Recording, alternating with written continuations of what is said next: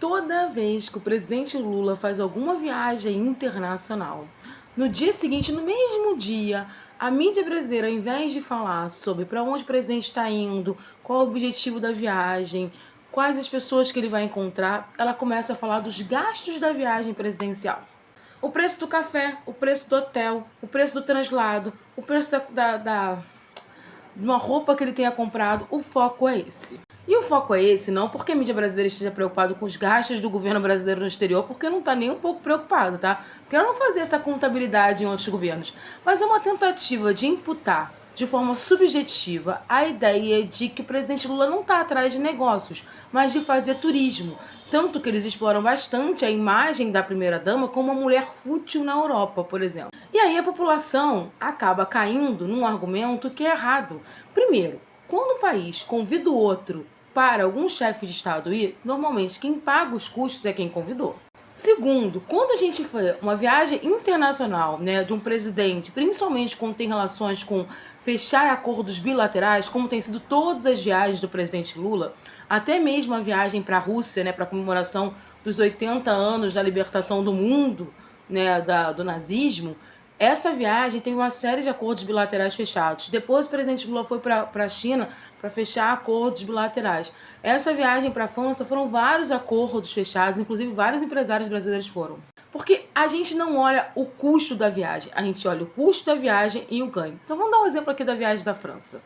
Esse jornal aqui colocou o custo da viagem, das todas as viagens internacionais que o Lula fez no terceiro mandato. E olha que o Lula já foi a bastante lugar. De acordo com o tempo, o presidente Lula, o governo brasileiro gastou 50 milhões em todas as viagens internacionais.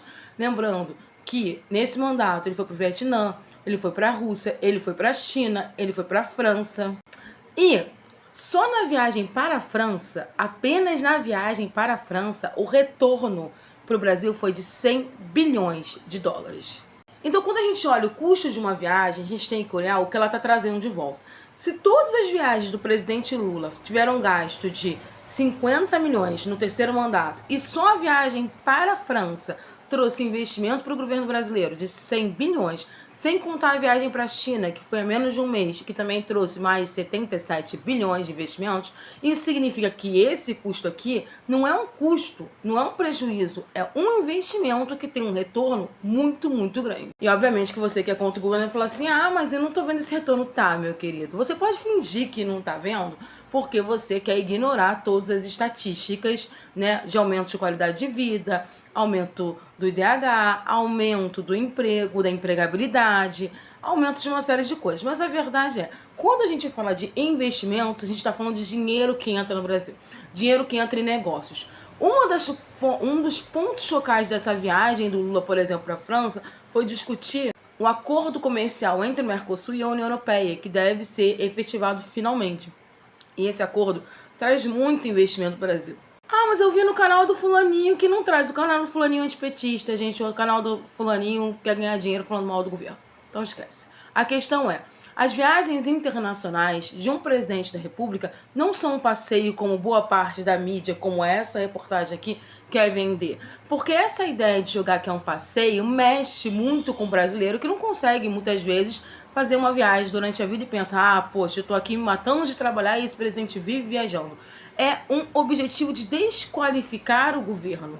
É pensado esse tipo de argumento. Mas a verdade é que toda viagem internacional de um presidente decente, ela na verdade está indo atrás de investimentos, está indo de acordos bilaterais. E esse Lula 3 é um dos governos brasileiros com mais acordos bilaterais firmados nos últimos tempos. Então, quando você vir uma reportagem sobre custos de viagens presidenciais, procura se informar qual foi o retorno financeiro dessas viagens, quais foram os investimentos que foram feitos. E você vai ver que o retorno financeiro, muitas vezes, é mais de que 100 vezes o valor que foi investido naquela viagem. E se a viagem for a convite de outro país, pode ter o custo que for, não está saindo do bolso do brasileiro, não, e sim do outro país.